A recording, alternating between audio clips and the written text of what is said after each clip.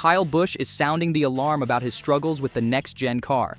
The two-time Cup Series champion has gone from dominating the track to barely keeping up since leaving Joe Gibbs Racing.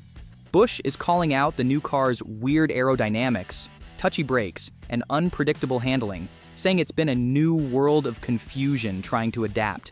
With woes like front-to-rear alignment issues in corners and getting aero-blocked in traffic, is Rowdy losing his edge?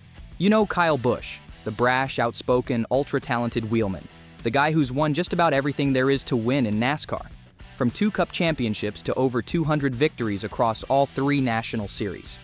Well, these days, even the great Kyle Busch is having a hard time, and he's not mincing words about the challenges he's facing. Busch recently admitted that his performance has taken a nosedive since leaving the powerhouse Joe Gibbs Racing team after last season.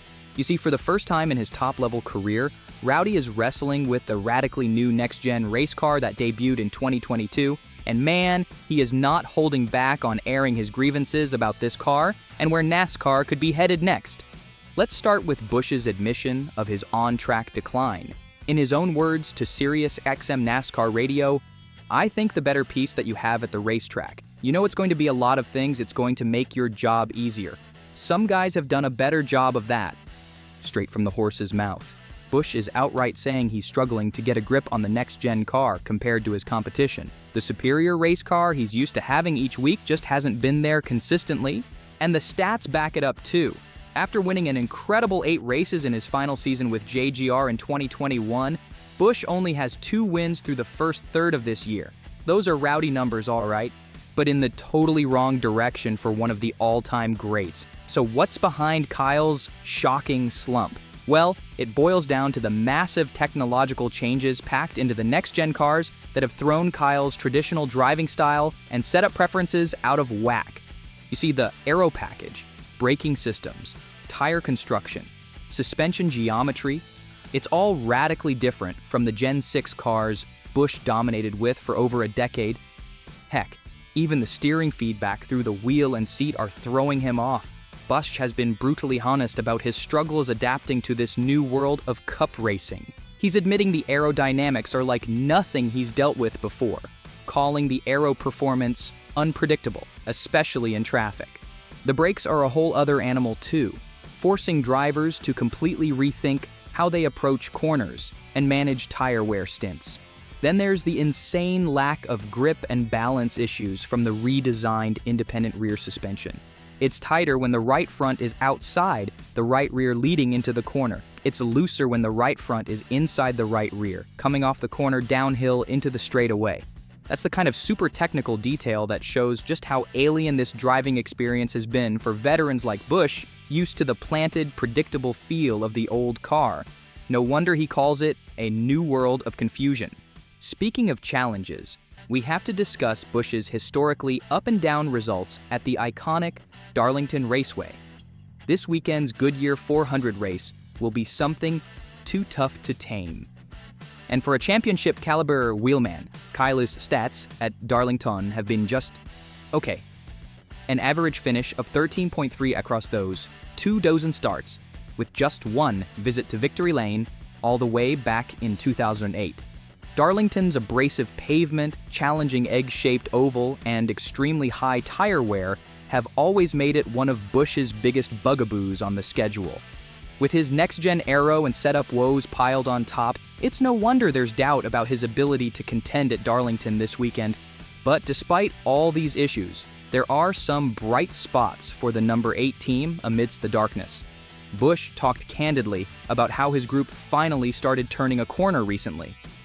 "You know, we were leading, I think, twice, or yeah, we were leading twice and had engine failures in the final races of the JGR cars. And then, last year, we were good out of the gate and had some good stuff. Then, as times have changed, and the setups have evolved, and guys have found how to make their stuff go faster, we just hadn't been able to do that." So while mechanical gremlins like those brutal engine failures robbed them of potential wins earlier this year, Busch says the speed and consistency have finally arrived. Back-to-back top 5 runs at Dover and Kansas have him cautiously optimistic about their next-gen program. But even if the rowdy renaissance is underway on track, Kyle Busch still has major concerns about the direction NASCAR could be taking the sport's new engine formulas.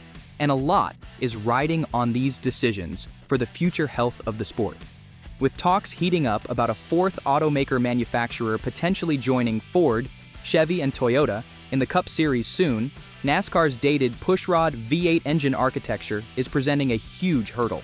In fact, the sport may have to abandon its classic American muscle car soundtrack and go hybrid or electric to accommodate the newcomers. Now, Busch isn't against evolution and bringing new OEMs to the party. His big worry is about potential horsepower levels with alternative powertrains. In a quote dripping with sarcasm and apprehension, Kyle shared, "Just depends on what they build it to, you know? I mean, there are plenty of engine opportunities that are out there. Could it happen that overhead cam engines come to the Cup Series and they're less than 650 horsepower? Boy, that would be a detriment." Classic Kyle Busch firing a shot across the bow. You can practically hear the disdain in his voice at the mere idea of dialing back NASCAR's famed horsepower output. After all, the cars already lack the adrenaline rush many fans crave compared to other elite motorsports. Busch has made it clear that the drivers and teams would get on board with whatever formula NASCAR pursues, but they're going to push hard for maintaining big horsepower numbers. Less than 650 ponies, as Kyle put it, would be a detriment to the product on track.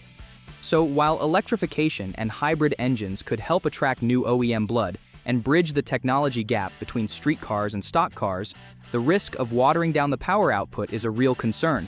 It's just another dilemma NASCAR has to navigate carefully to serve all its stakeholders: manufacturers, teams, drivers, and most of all, the race fans who crave white-knuckle excitement. Where do you stand on these debates? Are you enjoying the on-track product so far with the next-gen car despite guys like Busch having a tough transition?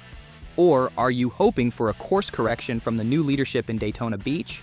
When it comes to the future engine regulations, would you be open to hybrid or even electric powertrains one day to keep up with the automotive industry's pivot? Or is that a line you don't want NASCAR to cross by abandoning the rumbling V8s that are such a core part of the sport's identity? Make sure you drop a comment and let me know. While you're down there, smash that like button to show your appreciation for real, unfiltered opinions like Kyle Busch delivered here. And if you're new to the channel, hit that subscribe button and join our awesome NASCAR community. Thanks for watching, NASCAR fans. I will see you in the next video.